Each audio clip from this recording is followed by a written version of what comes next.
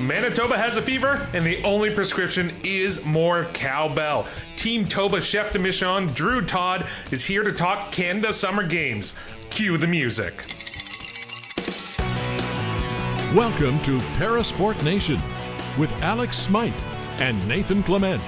Welcome into Parasport Nation. I'm your host, Alex Smythe, as always joined by co-host Nathan Clement. Nathan, thank you for rocking the cowbell at the beginning of the episode. We had to get things started, right? Because Team Toba's chef de mission, Drew Todd, is on the program. The cowbell repping Manitoba as they head to the Canada Summer Games in a week. That was so exciting and so amazing talking to Drew and just hearing previous experiences that he's had. And the fact that I got to bring out a cowbell is always a great day for me. Sorry for the listeners with headphones, but when you got to bring out the cowbell, you got to bring out the cowbell. Yeah, that's why you have it on hand. You have it behind you, ready to go at any point. But the Canada Summer Games isn't the only newsworthy sports taking place for para athletes. There is a whole mess of storylines, news, results, competitions. Take it away with the PSN update, Nathan. Now, the PSN update. A jam-packed summer keeps on rolling as Canada's goalball teams look to add another title to an already decorated 2025. In the land of the Palms, Brazil, Canada's men opened the IBSA's America's Goalball Championships with an 11-1 win over Guatemala. Plotted in Group D, Canada's men face Mexico, Nicaragua, Venezuela, and the United States to round out their group play. For the women, Canada shut out Nicaragua 10-0 before dropping Argentina 14-3 in their openers. Hunting for an America's crown, the path to gold sees Canada battling Mexico, Venezuela, and Guatemala in round-robin action. Keeping in the Southern Hemisphere, a first-of-its-kind gets ready to tip off in Sun City, South Africa, as the 3-on-3 Wheelchair Basketball Championships debut on August 1st. Representing the Americas in the tournament, Canada's women are seeded against Spain, Kenya, and South Africa B. In the men's bracket, Canada faces Austria, Spain, and Portugal in their inaugural edition of the World Championships. Landing in the nation's capital, Ottawa hosts the 2025 Canadian Track and Field Championships. The 5-day national championships gives Canada's best the chance to showcase why they should be flying the Maple Leaf in New Delhi at the World Championships in October. And that's the PSN update. So much ground to cover, and there's so many different competitions. I think we'll start with goalball because, great starts by both the men's and women's sides, getting double-digit leads. So impressive to start off as hot as they are on those competitions. Anything can happen as you make your way through a competition like that, Nathan, but, you couldn't ask for a better start. It's all about momentum, getting going, getting ready, getting set, especially when you're somewhere like Brazil, which is quite a distance away from Canada. So once you land, you get those wins under your belt and you can just really get that momentum there. And especially for the men and the women, it's going to be a tough task once you get out of the round robin and really get into those championship kind of rounds or those championship kind of matches against the United States, against Brazil, and some real heavy hitters when it comes to goalball. So it is a great start for both the teams to get the things going. Yeah, and let's look ahead to at the 3-on-3 basketball, because this is the first time they're doing this. It's exciting. It's fresh. You rarely get this new, iteration of a beloved parasport like you have with the 3-on-3 wheelchair basketball championships. I'm excited for this. I think this could be the next big thing that we could see very quickly make its way into the Paralympics.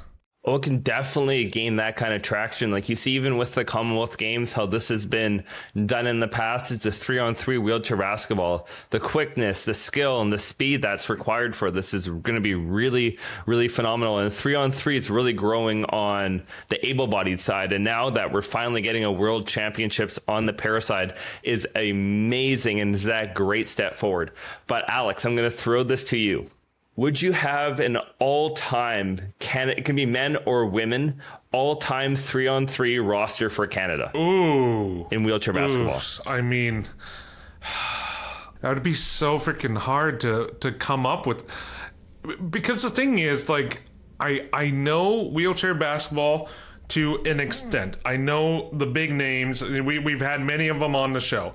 But with 3-on-3 especially, you need to have the right dynamic and skill set to complement each other. I'm not there yet. I'm still discovering wheelchair basketball on that level. I need to tune into this 3-on-3. So obviously, any team that I'm putting together has Patrick Anderson front and center on that team.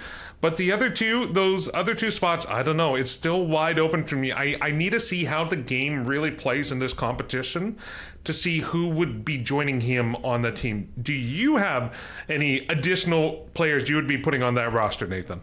I think right now, as you said, really got to watch this tournament, and that could be a fun little teaser for the future. But at the moment, I would love to see a roster with Patrick Anderson on there, even Richard Peters, who was a great player for the Canadian team back in the day. And I'm going to give a little North Shore, Vancouver kind of celebration and shout out to Tara Giannis, as I think she would be a great member on that roster and a great member on that team. So for the moment, those are my three who would be the starting lineup for Canada on 3-on-3 basketball. Well, I mean, that's a pretty strong start. We'll see if we kind of come back to this kind of idea and down the road and see if we start swapping out some players just based on the skills that you need on the court for 3-on-3. But talking about, putting teams together, the Canada Summer Games are literally around the corner. They're getting started next week. The teams are getting together. They're getting ready to fly out and basically make one of the largest multi-sport events in Canada happen in St. John's, Newfoundland. We have Team Manitoba, Team Toba's chef de mission, Drew Todd, joining the show, here to talk all about that prep work, the competition, how the athletes are feeling, and what he's looking forward to on the national stage in St. John's. Here's our interview and conversation with Drew Todd. Drew, thank you so much for joining us today. Yeah, thanks for having me. So this is going to be the third time that you're serving as the chef de mission for Team Manitoba. Like, for the new athletes on your team, how are you describing the Canada Games to them? I think for anybody who hasn't been part of the multi-sport games experience before, we typically equate it to the Olympics or the Paralympics, because I think that's what most people would think about in the general public and would understand sports. So it's kind of our mini version in Canada of the Olympics, just like, everybody from Team Canada is out wearing a maple leaf. Everybody from Manitoba is wearing, bison gear, wearing our yellow and black colors and things like that, against all the other provinces wearing their own colors and that kind of thing too. So it's definitely a lot of fun. We are there primarily for sport and to compete, but even if we don't have our best performances out on the field of play, there's so much going on. There's so much excitement that you won't leave the games experience with a sour note on your face. Thank you for joining us, Drew. How has the energy been and kind of the excitement for all the Manitoba athletes leading into the games? It's been great. I think it really started to hit home for them about a month ago when final rosters were submitted, teams were selected. But the big thing is they got all their clothing kits with them. And I think once they kind of open that up and they say, oh my God, I get this jacket, I get a shirt, pants, slides, pins, all the extra bonuses that come with it, I think then they're kind of hitting home. They're like, wow, this is something special. This is something big. And then just yesterday we had our media conference and had a whole bunch of athletes come out there. And then you feel the energy in the room when you're not just with your own sport, but you're actually side by side with, athletes from baseball, softball, athletics, all these things. And it's definitely, it becomes more real, I think, at that point. And can you tell us a bit more about the makeup of Team Manitoba, like how many athletes there are, like the different sports that are being represented, both on the para side and then the able-bodied side as well? Yeah, absolutely. All told, we're sending a contingent of just under 500 people, but about 375 of them are athletes. The rest is coaches, managers, support staff. So, the games is described as having 19 different sports. It's a little bit in how you define it, because some of them may be considered sports, some are just considered disciplines, but generally that is kind of the common language there. So typically it's able-bodied in all 19 of those sports. However, athletics, swimming, and cycling does have para-athletes into it. And then athletics and swimming also have special O athletes coming too. So it's pretty cool. I think this is the only major multi-sport games of its kind to incorporate able-bodied, para, and special athletes all kind of living together. For us, they're not different sports. They're just different disciplines, right? So everybody's an athletics athlete. Everybody's a swimmer in our minds, and they're just competing in different events. But those are kind of the main ones that have combos, but there's a lot of traditional team sports. You'll see baseball, softball, basketball, soccer, volleyball, huge for us here in Manitoba, so that's definitely a priority. On the individual sports side, you've got canoe, kayak, cycling. I'm trying to think of all the other ones here that I haven't named, but there's quite a few, so I probably forgot a couple of them, so I apologize. It's a big event, and there's going to be a lot of different opportunities to see these athletes. With multi-sport games, especially when you have over 500 athletes, it can create so many lasting memories and great experiences for athletes. And I know at a lot of multi-sport games like the Canada Games, each province has their own traditions, their own ceremonies, say when an athlete wins a medal. Does Manitoba have any that they do to celebrate or recognize athletes or staff throughout the games? Yeah, I mean, as you know, there's a lot of traditions that just come out of every games, right? As some of the athletes and the new generations come in. But I think traditionally two things really stand out for me. So we're known for our cowbells, and probably accompanying that annoying every other province, but that's for them to deal with. But yeah, we invest heavily, so walking into the opening ceremonies and closing ceremonies, we're pounding our cowbells, and they're not just these little dinky ones, they're the heavy-duty ones that say Team Manitoba, have the bison on them. I think the other thing that we really like to push, and we stress this at our pep rally, is we say horns up, right? So a lot of people might say, yeah, rock on, whatever. No, for us, it's horns up, put them up like that, and that's how we sally as a team. It's a pretty good time. I appreciate that as just a metalhead in general. Horns up is always a good go-to. The cowbell, on the other hand, when we're on the ground there, I may get a bit annoyed if Team Manitoba ends up winning a lot of competitions. But for yourself, you kind of have a dual role because you're the chef de mission, but you're also Team Manitoba's senior games manager. Can you tell us a bit about those two roles and what your responsibilities are when you're on the ground in St. John's? Yeah, I think as a senior games manager, part of that is I encompass both the Manitoba Games program and the Canada Games program. And ironically, they're both multi-sport games, but you're serving different purposes. On the Manitoba Games side, I'm very much as an event organizer, but the Canada Games is the part of the job that everybody loves because we get to be cheerleaders and supporters of one specific team, right? We don't have to throw away all that unbiased stuff. We are here to win, and we're here to cheer on one group. On the ground, I would say the role of mission staff and obviously the chef de mission as the leader of the mission staff, we're a role that's kind of created at a multi-sport games to help distribute information from the event organizers down to our athletes. I think a lot of teams really struggle with the loss of freedom that might come from a multi-sport games. There's so many more complexities, moving parts, restrictions on what you can and can't do compared to your normal, weekend competitions and weekend tournaments. So as the mission staff, we are there to make sure and guide them, make sure our athletes know where they need to be, what they can and can't do, how to solve problems for them, kind of down at the bottom.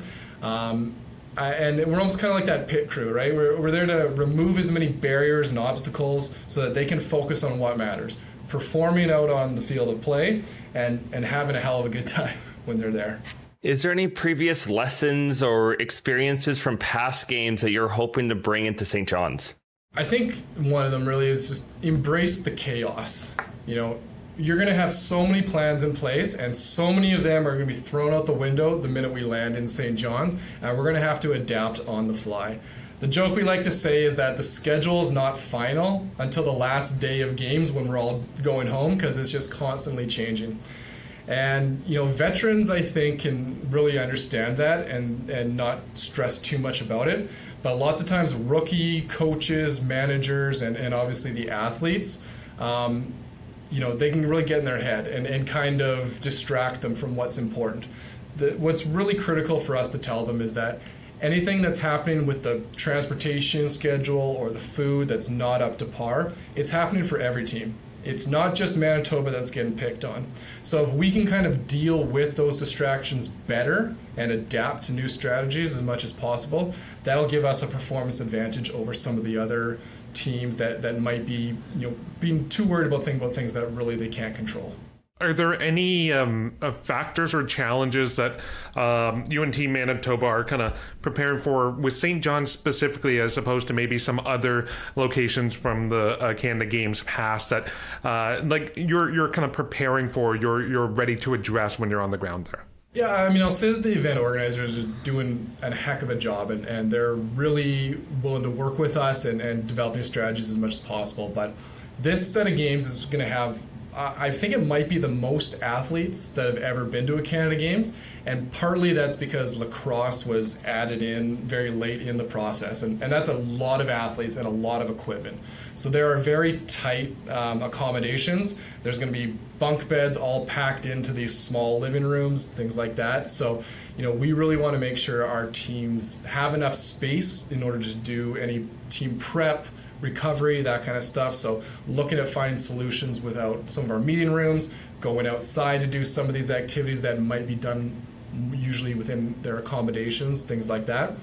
I also say the weather is quite unpredictable.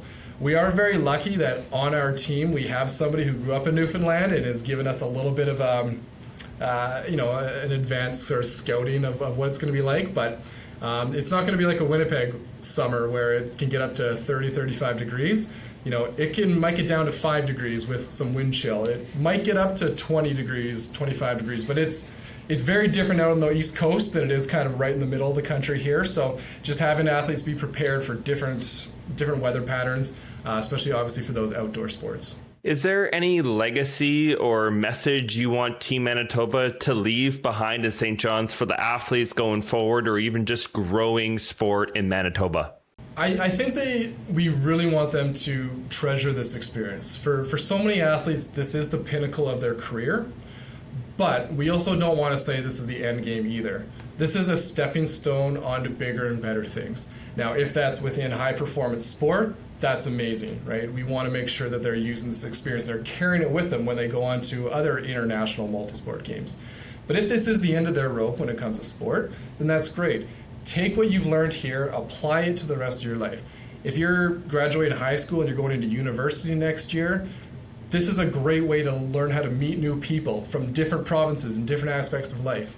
It's a great way to learn to really enjoy yourselves and be thrust into situations that you're uncomfortable with, really stretch yourselves out. So whether you're going to continue on in sport or not, we want to make sure that everybody from Team Manitoba is taking something with them. They leave with fond memories and always growing as people.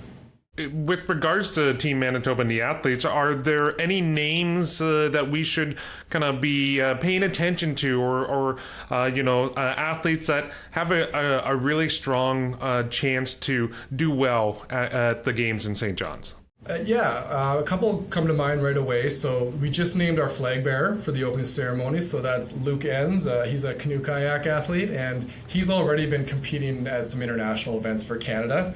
He won a couple bronze medals for us in Niagara only 3 years ago at the Canada Games too. So one of the rare guys that kind of comes back to the games. We're expecting big things from him, which is awesome. But on the Special O side for swimming, Teagan Purvis was with us as well in Niagara. She won 5 gold medals, and I believe she'd only been swimming competitively for a few months. So tack on 3 years of practice onto that, and we're expecting her to do really good in the pool as well. So those are two that jump out right away, but some of the magic of a multi-sport games and a Canada Games is that athletes are going to just come out of nowhere, have the performance of their lives. Nobody will expect it, but then we'll see them up on the podium. So very much expecting some of that kind of dark horse potential as well. You mentioned swimming there, and I was lucky enough to be a Paralympic swimmer, and growing up in the swimming kind of community, Manitoba has such a strong reputation for para-swimming and just para-sport development. Is there any strategies in place to help encourage more para-athletes to get involved for future games coming up in the future? Yeah, I think long term, as a provincial sports system, we are looking at some strategies to grow our para-athletes, because while we have been successful, it's still not where we want it to be, right? Like, we want what we often find, I think, is you'll see in swimming, is you kind of see these diamonds in the rough that explode for these really great performances, and then you go have lulls where you're kind of searching for athletes. We want that to be very consistent. We always want there to be the next athlete up type thing. So very much looking at that.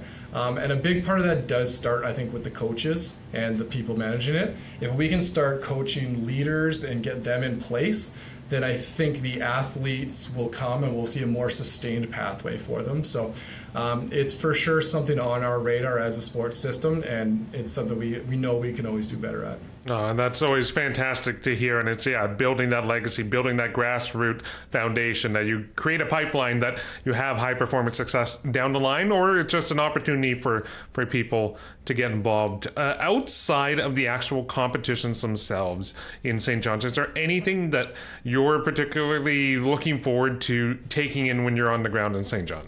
Well, I mean, the easy answer is to say opening and closing ceremonies, because those are always a great time. But for me personally, actually, it's right before opening ceremonies is we're having our Team Manitoba pep rally. And that is where it's like such a good chance. It's so hard to get everybody together before the plane leaves. But each week of the games, all of our athletes and coaches are going to be in the same room. The music's going to be pumping. We've asked every single team to do a team cheer, so they'll have to go to the front, and we're going to see some awesome creativity.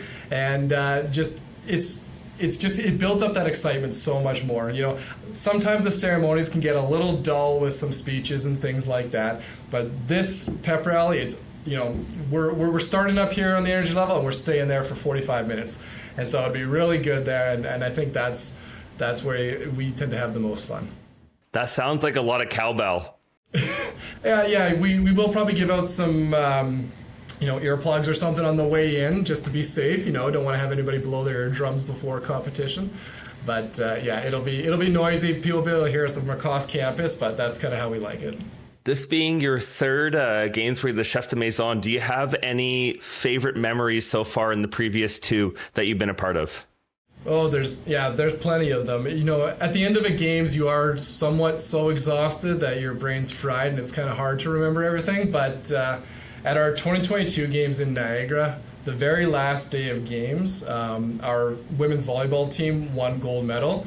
And the great thing about being on the last day of games is that most people's competition had been done. So the crowd was huge. We had so many athletes there cheering them on. Everybody was going crazy. And that felt like just such an amazing capstone to those 3 weeks events. And so really, really enjoyed ourselves there. I think that was probably the biggest highlight I've had in the last few years. No, that's awesome. And I want to go back a bit to, getting the rally and getting everyone pumped up. Is there a Team Toba pump-up song that you can tell us about that gets everyone kind of ready and energized for the competition? I wouldn't say that we'd have anything in particular. There is a song called Black and Yellow that a lot of people like to run around, although sometimes I'm not sure every lyric there is suitable for work and stuff like that, but we just rip around, go black and yellow, that'll be good, because those are our colors. At the opening ceremonies, they did ask us to kind of submit some provincial songs for our teams to walk out to, so I think there's a bit of a rotation of some BTO in there, possibly some Guess Who and things like that. So I think the Manitoba vibes will come through at that point. And for yourself, is there any location, like say Canada Games, outside of Manitoba that you would love it to be in the future? Ooh, that is a great question. You know, the 2027 games were originally awarded to Whitehorse, which I thought was going to be so cool. Unfortunately, they had to pull out, but we're going out of Quebec City, and there could be a lot worse places to check out than Quebec. But I think one day I would really love to go to one of the territories, whether we're talking Nunavut, Northwest Territories, or the Yukon. I think that would be a very, very cool experience to check out. So hopefully one day.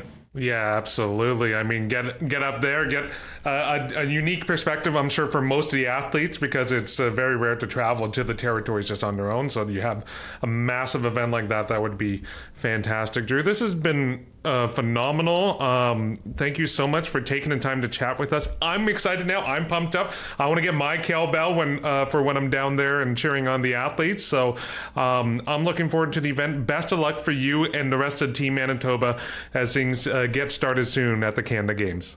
Yeah, thanks so much, guys. I appreciate this. Great to talk to you. And that was our conversation with Drew Todd, the chef de mission for Team Toba. I love the leaning in of the cowbell, Nathan. This is clearly, the heart and soul of this team. You got cowbell, you got black and yellow. It's all about music when it comes to Manitoba. What do you think? Yeah, just the energy of Drew and the more and more cowbell is just really phenomenal. But just listening to him talk about how he wants to help these athletes set up the present, but also their future as well by having that lasting memory just come through these games, whether it's setting them up in their professional life as an athlete or as a career in business or whatever they do going forward. And just that kind of community, that celebration that they have amongst all 500 athletes and hundreds of more staff is just really phenomenal just to see and take in. And I know that cowbell is going to be rocking a lot. But Alex, it's got me thinking sports, and especially sports stadiums. Obviously, we have the music playing in, but sometimes a lot of arenas allow different instruments to come in there, whether it's the vuvuzela, the cowbell, the thunder sticks. Is there any favorites of yours if you were to have a home court or home crowd advantage that you would want just ringing on that opposing team?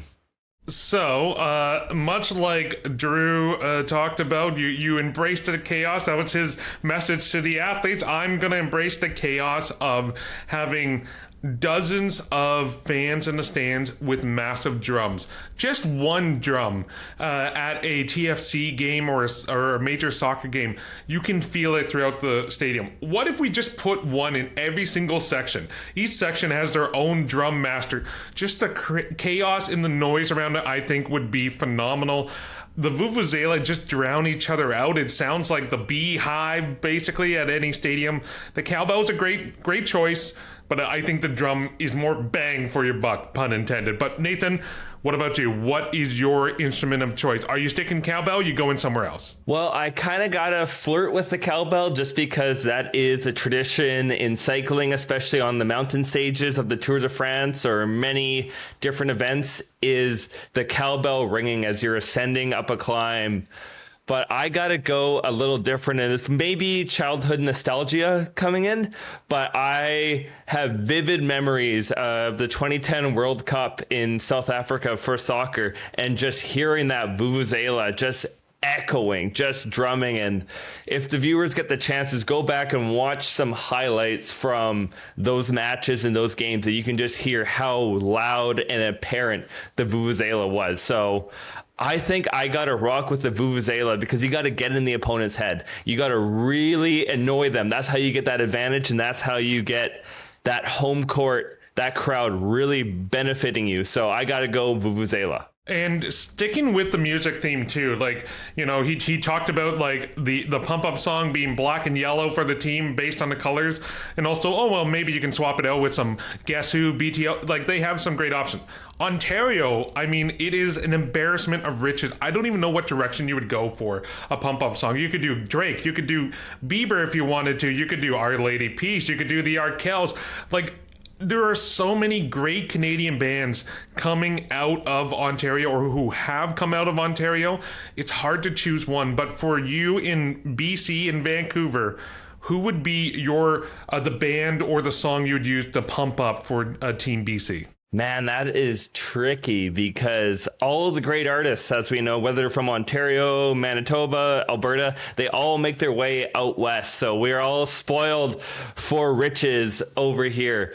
Definitely something loud, something in your face. I know you're a metalhead, yep. So Theory of a Dead Man's a good choice, as well as Nickelback has resided in BC a lot since moving Alberta. I can That's see an that Alberta wariness. band. That's an Alberta band. You don't That's get Alberta Nickelback. band, but they've come out west, so we can take our claim. I also think And I'm surprised this isn't more of a stadium song, but like some Avril Lavigne would be amazing in a crowd. I know she has her roots in Ontario, but she's come out west as well. So you keep I'd your say hands off her. You keep your hands off Avril Lavigne as well. Stop trying to steal other provinces' great artists. You have your own. Deal with that. We do have our own. Michael Bublé would be amazing. And I think to appease the crowd and appease the BC audience, I think I got to go Michael Bublé. But we don't need a recruit. Just all the other artists come out this way. So that's just statement and fact. Okay, well, you know what else is a statement and a fact? We're out of time on today's show, Nathan. So we'll settle this debate next time. But thank you at home for watching and listening, and we'll catch you next time. Thanks for tuning in to Parasport Nation. Like and subscribe to the channel to follow us now.